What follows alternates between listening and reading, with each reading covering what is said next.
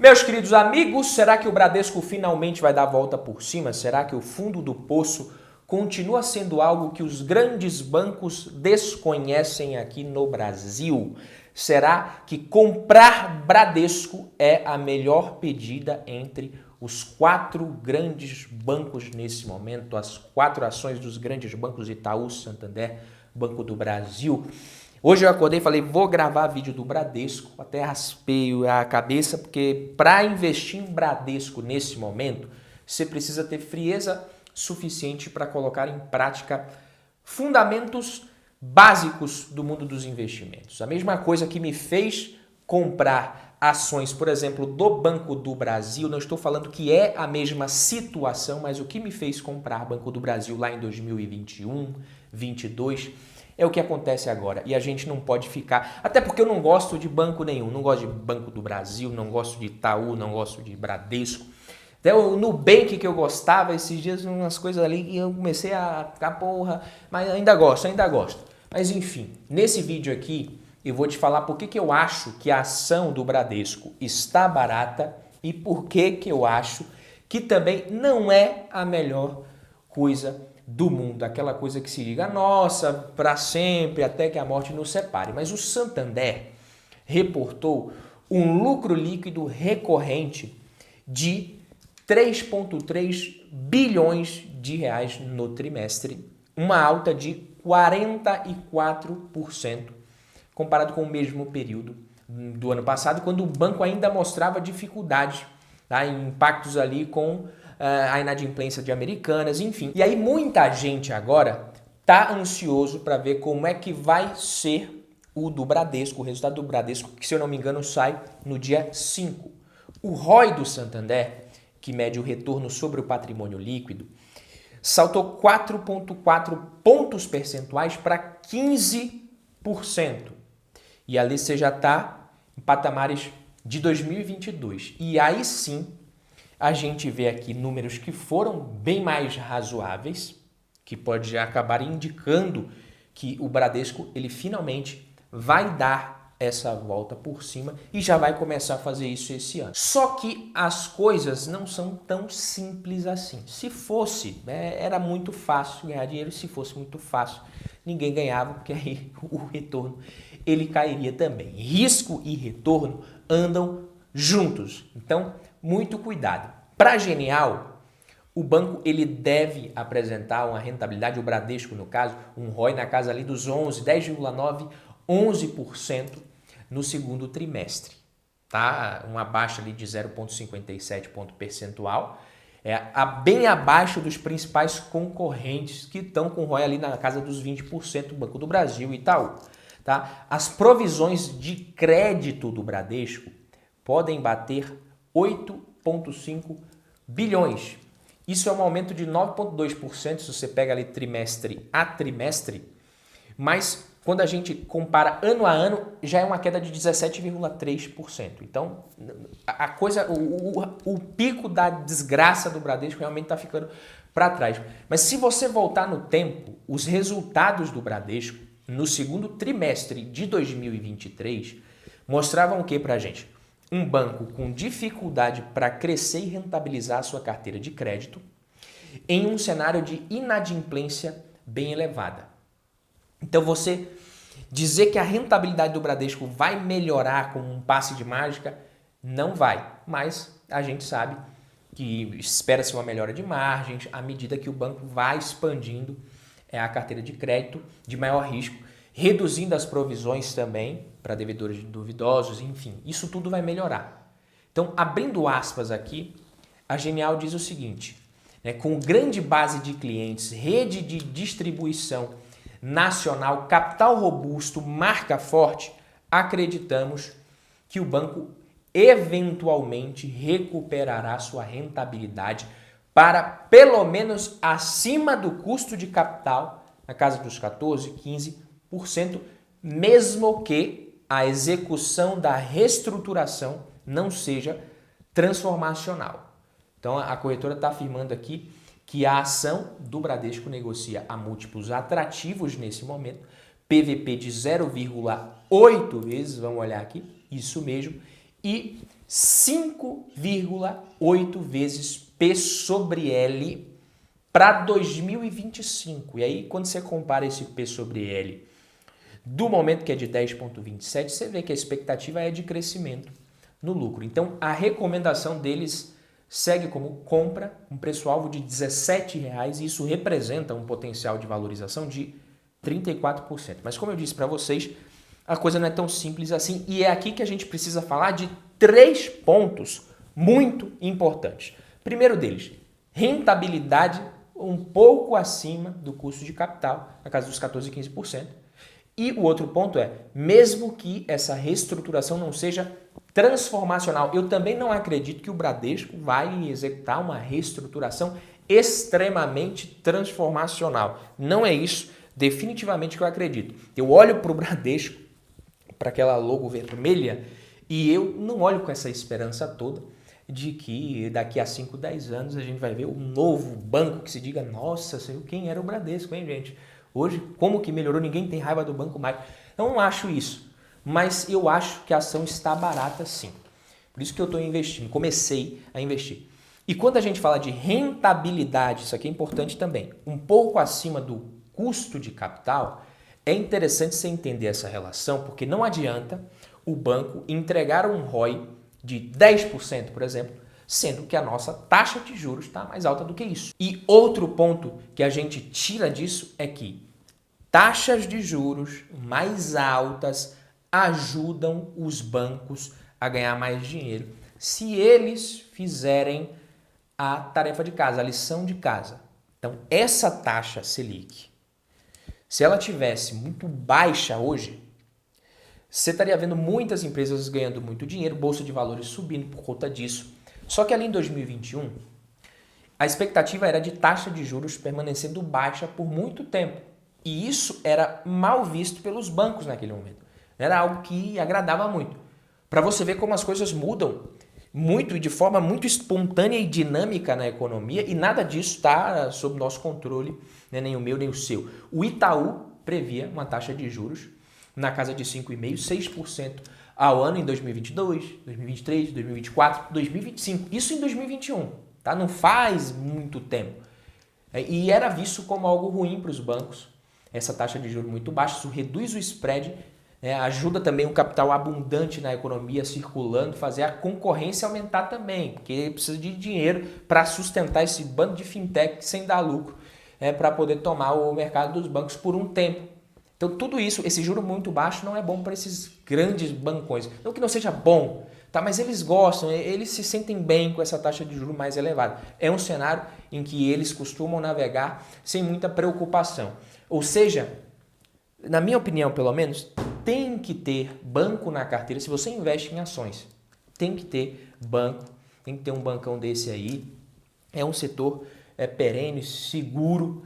Tá? Então, mesmo em momentos de crise, como a recessão de 2016, a crise de 2008, tudo que é crise que você pegar, a dívida externa, o Brasil aqui, os bancos sempre lucraram. Sempre foram muito lucrativos e sempre souberam alocar o seu capital muito bem. Tá? E se a gente olhar aqui, Banco do Brasil e Bradesco, dá para a gente tirar, se você olhar aqui, o Banco do Brasil, o Bradesco nesse momento, está com um ROI muito baixo, um PVP de 0,81 e um P sobre L de 10,7, pagando um dividendo muito grande de 10,46%. Então, se a ponto de inflexão aqui chegou, é muito interessante comprar Bradesco, se o banco conseguir ir aumentando esses lucros aqui, pelo menos corrigindo pela inflação, já vai ser um puta do investimento, coisa que não é fácil, diga-se de passagem. Mas olhando para o histórico de rentabilidade, o histórico do retorno sobre patrimônio líquido, você vê que o retorno sobre patrimônio líquido do banco ele veio caindo aqui em 2019, né, nas mínimas, depois estava se recuperando. E aí, quando chegou aqui na casa dos 14, onde eu acredito que o Bradesco conseguiria jogar isso aqui para a casa dos 18% tranquilamente, o Bradesco meteu os pés pelas mãos, coisa que acontece, né? E eu vou dizer exatamente aqui para vocês o que foi, e nesse momento a expectativa é de que o Bradesco, de novo aqui, consiga recuperar essa rentabilidade. E aí eu te pergunto, quando a gente olha aqui o Bradesco, o Banco do Brasil, ó, tô trocando tudo, meu Deus do céu, o PVP de 0,88, hoje, nem parece aquele Banco do Brasil que estava com um PVP de 0,6.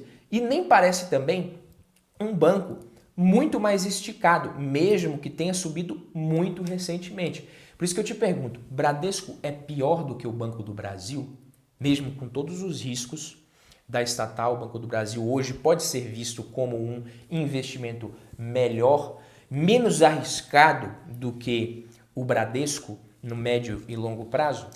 Não é isso que o mercado vê. Porque mesmo com tudo que o Bradesco está passando, com toda a situação, a gente ainda tem um P sobre L de 10,27. É claro, a cotação caiu muito e a gente sabe que isso faz com que esse P sobre L ele não caia tanto. É porque a cotação caiu, o lucro não conseguiu cair tanto assim. E o Banco do Brasil hoje com P sobre L na casa dos 4,71 e um PVP em que não está lá essas coisas. Não dá para dizer que está esticado, um dividend yield muito bom também. Então, Banco do Brasil sempre vai ser negociado com desconto, até quando sobe isso tudo aqui. Outra lição que a gente dá para tirar disso daqui é que, P sobre L. Ter P sobre L já é um bom sinal, porque significa que a empresa lucra. O Bradesco entregou um lucro de mais de 12 bilhões, se eu não me engano, nos últimos 12 meses. 13,23 bilhões. Então, quando a situação está muito feia, um banco desse aqui lucra 13 bilhões, tá? E voltando aqui para os patamares de 2014, 2013, mas ainda assim é um lucro exorbitante. E isso voltando aqui para casa dos 20, 21 bilhões, o ROI do banco vai se recuperar. Não é isso que o mercado vê. O mercado, na minha opinião, pelo menos, não enxerga ainda o Bradesco como uma empresa mais arriscada, por exemplo, que o Banco do Brasil. Mas voltando aqui para o básico, a principal função de um banco é o quê? É realizar intermediação financeira. Pegar ali gente que tem dinheiro sobrando e pegar o dinheiro dessa galera e colocar na mão daqueles que estão precisando de empréstimo e cobrar um spread para isso. Além disso, também eles providenciam aqueles serviços financeiros para os clientes, saque, empréstimo, investimento, um monte de coisa que tem dado cada vez menos dinheiro para os bancos. O negócio é focar na carteira de crédito mesmo. Então, a métrica mais importante para você medir o retorno de um banco é a rentabilidade mesmo. Indica ali qual que é o retorno que ele está dando para os acionistas, é o ROI. Como eu disse, divide o lucro líquido pelo patrimônio líquido. Qual que é o desafio de um banco? E aqui a gente vai entrar na parte que eu falei que o Bradesco meteu os pés pelas mãos. Qual que é o desafio de um grande banco? Encontrar um bom equilíbrio entre um ROI alto e um risco baixo, um índice de Basileia adequado, carteira de crédito sem inadimplência. Porque se o banco ele ficar visando somente retorno e conceder crédito, vai aumentando a alavancagem e só aumenta o risco do banco. E, consequentemente, isso vai aumentar a inadimplência. Por outro lado, quando você pega um índice de Basileia muito alto, uma segurança excessiva ali, o banco ele reduz a rentabilidade pelo excesso, digamos assim, de conservadorismo na sua carteira de crédito. Então, o banco ele precisa fazer esse equilíbrio aí. Não é fácil, tá? Por isso que os grandes bancos eles sabem fazer isso muito bem. Na concessão de crédito, a concorrência ela vai fazer a diferença. E isso vai fazer a palavra da vez dos bancos ser cada vez mais a eficiência. Tá? Conceder crédito é diferente de captar recursos. Tá? Os grandes bancos, por exemplo, você vai investir num CDB do Itaú, do Bradesco, do Banco do Brasil, é natural que pague menos, e é natural que o investidor olhe e fale assim, eu aceito pagar menos, receber menos, mas é um banco que eu considero mais seguro. Na hora de pegar empréstimo, não. A galera quer o quê? O juro menor. Esses dias, tem um ano mais ou menos, uma amiga minha me mandou uma mensagem falando que um banco ofereceu um empréstimo para ela, não vou falar o nome do banco aqui, e ela estava me perguntando se era seguro. Eu falei, cara, o banco é que tem que estar se preocupando se você é seguro ou não. Você está pegando empréstimo. Se o juro estiver baixo, pega, se o dinheiro vai cair na sua conta, depois você paga. Quem está correndo risco, na minha opinião, é o banco. Então, na concessão de crédito é diferente. Então, você encontrar esse bom equilíbrio entre um ROI elevado, sem se arriscar demais, é o segredo. E se você lembrar, foi o segmento de clientes de menor renda em 2021, 2022 que foi o responsável pelo aumento da inadimplência no país naquele cenário de inflação subindo, alta dos juros, e o Bradesco justamente demorou para desacelerar as concessões de crédito e por isso foi o mais afetado dentre os maiores concorrentes. E aí, o Bradesco está nessa encruzilhada, para sair dela, está apostando na mesma estratégia, que entre 2021 e 2022 ali jogou o banco no vermelho, que é o jogo que o Bradesco sabe jogar. E é isso mesmo que você está ouvindo. O banco vai expandir a carteira de crédito nos segmentos de pequenas, médias empresas, pessoa física, varejo massificado, naqueles mesmos que aumentaram a inadimplência quando a inflação e os juros explodiram anos atrás. Mas agora a situação é diferente, não é o mesmo cenário que o país vive. O Bradesco está tentando fazer diferente também, melhorou a análise de crédito, análise de dados está usando, machine learning, tudo isso o banco está investindo. Mas será que isso vai ser suficiente para evitar que os erros do passado se repitam? Creio que sim. Vamos ser bem realistas aqui. Essa questão dos bancões perdendo espaço para fintech e tal, isso tudo é importante, mas para o Bradesco nesse momento, isso é quase que um detalhe perto do desafio que ele tem para fazer essa estratégia de expandir sua carteira de crédito dar certo nos próximos anos. Tá? Se e somente se o banco conseguir recuperar essa rentabilidade da carteira de crédito em 2025, 2026, aí sim a gente pode estar olhando para um ROI de 16, 17, até 18% lá em 2025, começo de 2026, e aí quem comprar ações agora vai ganhar dinheiro. Portanto, o jogo está claro aqui. Ou o Bradesco acerta a mão nessa carteira de crédito, ou o banco pode sim continuar amargando resultados medíocres. E aí o custo do carrego é alto, Carregar o dinheiro você poderia estar investindo em outra coisa, vai acabar se traduzindo em uma decisão de investimento ruim. Mas é isso, é o prêmio de risco. Não existe prêmio de risco sem risco. O Bradesco está prometendo, eu vejo as ações do banco como baratas no momento. Se eles realmente conseguirem aplicar a estratégia com sucesso, não precisa nem ser aquele sucesso estratosférico, e evitar esses erros do passado, a gente está olhando para um bom potencial de valorização. Sim, o mercado ele pode estar subestimando o que o Bradesco é capaz de fazer, que o Bradesco vai destruir valores, enfim. É um risco, claro, mas um risco calculado que pode valer a pena. Isso aqui não é uma recomendação, você faz o que você quiser com o seu dinheiro. O presidente do Santander Brasil, Mário Leão, disse que o banco vai buscar crescimento, mas sem abrir mão da rentabilidade. O objetivo é rentabilidade ali na casa dos 20% e eles vão trabalhar para atingir isso em um horizonte de médio a longo prazo. A gente vai ver agora também o que o Bradesco vai trazer para a gente. Dia 5 de agosto sai o resultado. No mais, a gente pode afirmar que o setor bancário tem sido historicamente conhecido por alta rentabilidade e por boas pagadoras de dividendos. Mesmo, como eu falei, em momentos de crise. Os grandes bancos sempre foram muito lucrativos. Por hoje é isso, fico por aqui, vejo vocês na próxima, meus queridos, tamo junto, valeu!